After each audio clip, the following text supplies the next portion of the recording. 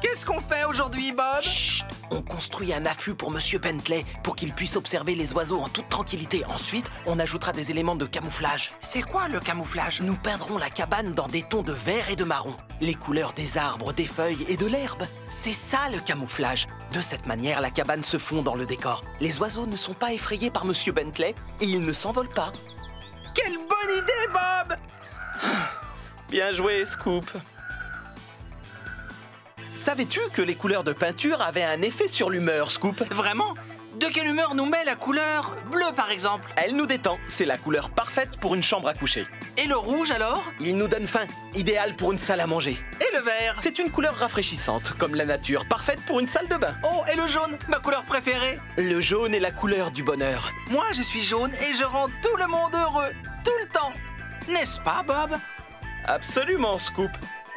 Presque tout le temps.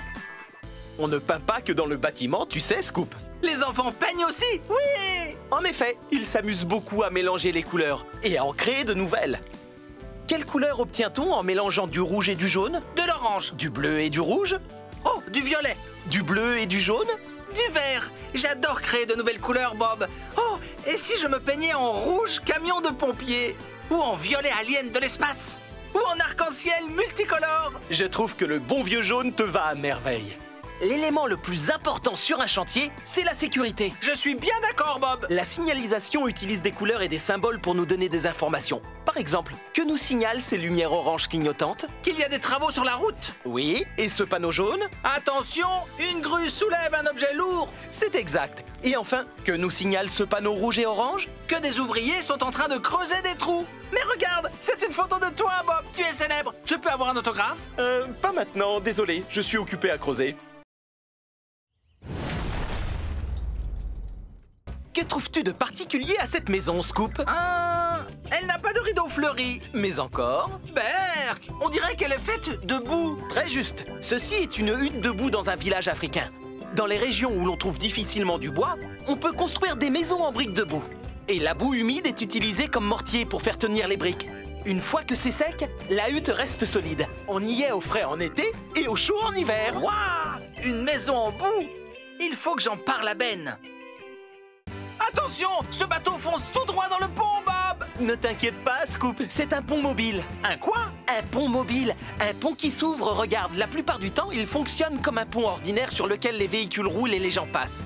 Mais lorsqu'un bateau très grand navigue sur la rivière, le pont s'ouvre pour le laisser passer. Très malin! Ça oui, et un pont mobile peut s'ouvrir ou se lever de différentes manières, tu sais. Quelle idée révolutionnaire! Grâce à ces ponts, les bateaux ne se cognent pas la tête. Tu as tout compris, Scoop. Qu'est-ce qu'ils fabriquent, Bob? Ils construisent une cabane dans un arbre. Oh, un arbre n'a pas besoin de cabane. Non, Scoop, c'est une cabane pour les enfants. Ah oui, comme celle que tu as construite pour les petites fusées de Springville. Exactement. Elles se construisent sur les branches d'un arbre. Souvent, on peut les fixer à l'arbre avec des cordes et des câbles plutôt que des clous, dans le but de ne pas blesser l'arbre. C'est la cabane la plus chouette que j'ai jamais vue. Tu peux m'en construire une, Bob? Ça dépend. Tu sais monter aux échelles? Oui. Bien sûr. Ces personnes font un bonhomme de neige, Bob? Ils construisent un igloo. Igloo? Quel drôle de nom pour un bonhomme de neige. Ce n'est pas un bonhomme de neige, Scoop. C'est une maison faite de neige. Comment on l'a construit? On découpe de grands blocs de neige et on leur donne la forme d'un dôme.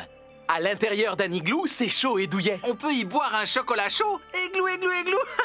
On peut construire un igloo maintenant, Bob? Non, Scoop. Pourquoi pas? Nous sommes au beau milieu de l'été. Ah, voilà pourquoi je n'ai pas vu beaucoup d'igloos.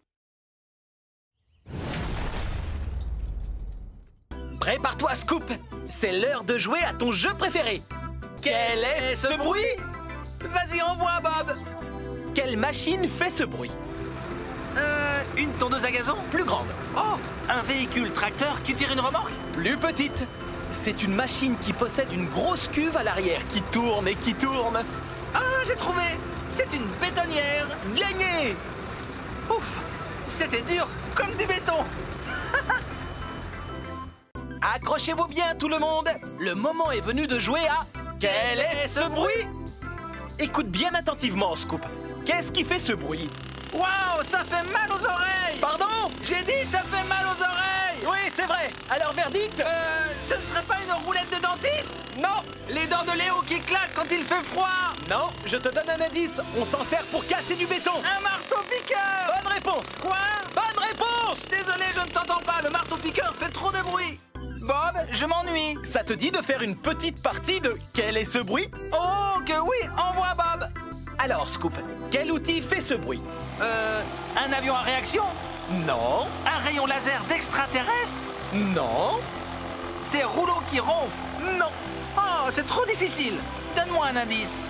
On s'en sert pour couper des morceaux de bois. Oh, une scie sauteuse. Oui. Je le savais depuis le début. À d'autres, Scoop. Devine quelle heure il est? L'heure de jouer à Quel est ce bruit? Bien vu. Qu'est-ce qui fait ce bruit? Un perforateur peut-être? Non. Oh, un lance-balles de tennis. Non. Chef Papy qui casse des œufs. Tu es très loin du compte. Tiens, un indice. On s'en sert pour assembler des planches de bois. Oh, ça y est, une cloueuse. Bien joué, Scoop. Je t'ai cloué le bec, hein? Waouh, Bob! Comment peut-on construire un bâtiment aussi vite? C'est une vidéo à effet accéléré, Scoop. Elle retrace en quelques secondes des travaux qui ont duré des mois en réalité. Ah, je vois. C'est logique. C'est un bon moyen d'observer les différentes étapes de construction. Tu vois, ils construisent de bas en haut, étage par étage, avec l'aide d'une grande grue qui lève le matériel lourd. Comme mini-grue? Voilà. Et une fois que la structure intérieure est terminée, on pose un vitrage sur la partie extérieure. C'est déjà fini. Ils travaillent encore plus vite que nous. Sais-tu que les maisons sont un peu comme les humains, Scoop? En quoi? Les maisons parlent et jouent au football? Non. Tout comme les humains, la plupart des maisons ont un squelette. Seulement, le leur est fait de bois. Et comme les squelettes humains, il s'agit d'une structure solide qui fait tenir l'ensemble. Une fois la charpente en bois terminée, on ajoute les murs, les fenêtres et le toit. Jolie maison, n'est-ce pas? Oh oui! Mais faites attention les enfants, il y a un squelette à l'intérieur! Bob, je veux rouler jusqu'en ville, mais il y a une rivière qui me bloque le chemin. Dans ce cas, on a besoin d'un pont, Scoop. Tout d'abord, on construit une structure en acier qui permettra à la route de tenir. Ensuite, on construit la route qui traversera la rivière. Les câbles apportent un support supplémentaire. Et voilà le travail, Scoop. Maintenant, tu peux traverser la rivière. C'est bon, Bob, j'ai fait le tour. Je suis en ville. Oh, c'est maintenant que tu me le dis? On dirait que ces ouvriers font le glaçage d'un gâteau, Bob. Ils posent du ciment, Scoop. Un gâteau au ciment? Berk, ça a l'air dégoûtant. Non, c'est le sol qui est fait avec du ciment. Tu vois comme ils remuent dans le seau avec leur outil? C'est pour que le ciment reste bien fluide. Et lorsqu'ils le versent sur le sol, ils le lissent. Et puis le ciment sèche et durcit. En fait, c'est vrai que c'est similaire au glaçage d'un gâteau. Tu crois que tu pourrais me faire un gâteau à l'essence, Bob? Alors ça a l'air dégoûtant. Un gâteau à l'essence. Qui vit dans les châteaux, Scoop? Oh, facile! Les rois, les reines, les princes et les princesses. Oui. Et de nos jours, certaines familles aussi. Des ouvriers sont souvent appelés à rénover des châteaux anciens et à y installer l'eau courante, l'électricité et le chauffage. Oh, ça a l'air d'être un dur labeur, Bob. Je préfère construire ce genre de château, moi. Bon travail, Scoop. Votre Majesté, s'il te plaît. Merci, Bob. Veuillez me pardonner, Votre Majesté. Qu'est-ce que tu obtiens si tu fais s'entrecroiser une maison et un bateau? Une famille avec le mal de mer? Non, Scoop, un bateau-maison. Waouh, ça a l'air chouette. Alors des gens peuvent vivre sur un bateau? Eh oui, ces bateaux sont équipés de chambres, de salles de bain, de salons et de cuisine, comme dans une maison ordinaire. Seulement, tous les meubles doivent être fixés au sol pour qu'ils restent en place quand les eaux s'agitent. Tu vois, il y a de la place pour une famille entière. Oh, c'est mignon, Bob. Comme ça, un pirate aura toujours sa maman auprès de lui. Ceci est une maison verte, Scoop. Ben non, n'importe quoi, Bob. Elle est orange. Je veux dire par là que c'est une maison écologique. Une maison qui ne nuit pas à l'environnement. Elle puise son énergie dans la nature. Certaines d'entre elles captent leur énergie du soleil grâce à des panneaux solaires ou du vent grâce à des éoliennes. Ces dispositifs génèrent de l'électricité. On peut aussi planter des arbres tout autour de la maison pour créer de l'ombre et la garder au frais en été. Cette maison est la maison verte par excellence. Waouh, incroyable, Bob. Mais tu devrais aller chez l'ophtalmologue. Elle n'est pas verte du tout. Regarde, Bob, un bateau géant. Il s'agit de l'Opéra de Sydney, Scoop. Quelqu'un qui s'appelle Sydney y habite alors? Non, il se trouve à Sydney, en Australie. Son toit a été conçu pour ressembler au voile d'un bateau. C'est un lieu où se produisent des spectacles de toutes formes d'art, du chant à la danse, en passant par l'opéra. Génial, je suis un excellent chanteur d'opéra. La la la. Charmant! Je crois qu'on t'entend jusqu'en Australie, Scoop!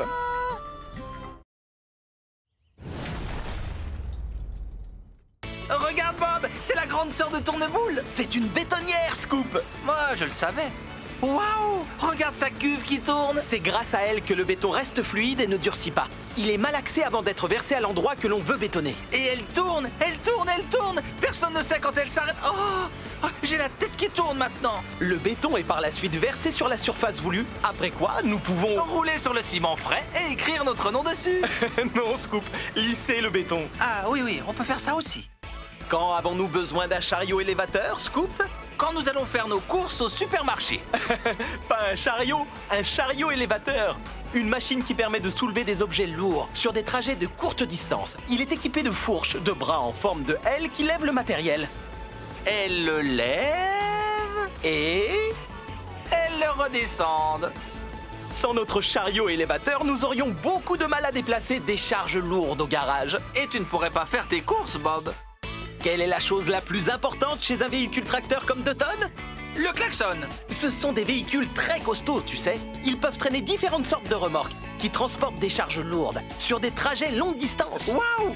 On part en vacances. Ils transportent de tout, du matériel de construction aux marchandises en passant par des maisons ou même d'autres machines. Ce sont les plus gros véhicules que l'on peut trouver sur l'autoroute. Ce qui signifie que leur klaxon doit sonner très fort. Je n'ai pas un klaxon aussi puissant, moi. Tant mieux. Pour soulever du matériel jusqu'en haut d'un immeuble, il faut avoir un bras extrêmement long. Ah, dommage, les tiens sont trop courts, Bob. Voilà pourquoi nous nous servons d'une grue à tour. Comme mini-grue, c'est une machine géante dotée d'un bras long qu'on appelle flèche. Et grâce à son crochet suspendu à un câble, une grue à tour peut lever de lourdes charges jusqu'en haut d'un immeuble. Comme un haltérophile. Elle contribue à la construction du bâtiment petit à petit. Mini-grue est tellement forte, Bob. Ses muscles sont plus gros que les tiens. Bien plus gros, oui. Pourquoi les girafes ont-elles le cou très long, Scoop? Oh, une devinette. Parce que leurs pieds sentent mauvais? Non, parce que dans la nature, elles mangent les feuilles des plus hautes branches des arbres. Alors, lorsque l'on construit un enclos de girafes aux os, il faut penser à installer des auges en hauteur. Pour qu'elles mangent leur petit déjeuner. Nous construisons aussi des plateformes en hauteur, où les visiteurs peuvent monter et voir la tête des girafes de plus près. Oui, et comme ça, ils sont loin de leurs pieds qui sentent mauvais. Qu'est-ce que tu vois là, Scoop? Un terrain de jeu. Et il y a un petit enfant tout poilu qui y joue. Ce n'est pas un terrain de jeu, c'est un enclos à singes. Il a été conçu pour ressembler à leur environnement naturel, car les singes vivent dans les arbres. Ces poteaux en bois, ces balançoires et ces cordes leur permettent de s'adonner à leur activité favorite, grimper aux arbres et se balancer. Waouh, ça a l'air drôlement amusant. Je peux les rejoindre? Je n'en sais rien, Scoop. Tu es jaune, il risquerait de te confondre avec une banane. Berk! Oh, une piscine. Tu vas t'entraîner au dos crawlé, Bob? Non, Scoop. Il s'agit du bassin des manchots aux eaux. Les manchots sont des oiseaux marins qui ne peuvent pas voler. Alors, à la place, ils nagent. Il est donc important qu'on leur construise un bassin grand et joli, où ils peuvent nager, plonger et attraper leur déjeuner. Elle est chouette, la piscine. Tu veux bien m'en construire une pour qu'on organise une soirée piscine? Bien sûr, Scoop. Quand les manchots auront des dents. Oh, vraiment? Merci, Bob. Un monstre des mers! Ce n'est pas un monstre des mers, Scoop. C'est un requin. Un requin? Oh, ça va alors. J'adore les requins. L'aquarium d'un requin doit ressembler à l'océan. Alors on y ajoute du sel pour donner une impression d'eau de mer. L'aquarium doit être très grand, car le requin a besoin de beaucoup d'espace pour nager, et pour que ses branchies captent l'oxygène dans l'eau. Qu'est-ce qu'ils aiment manger, les requins, à ton avis? Mes délicieux sandwichs à la sardine, j'imagine. Je n'en suis pas si sûr, Bob.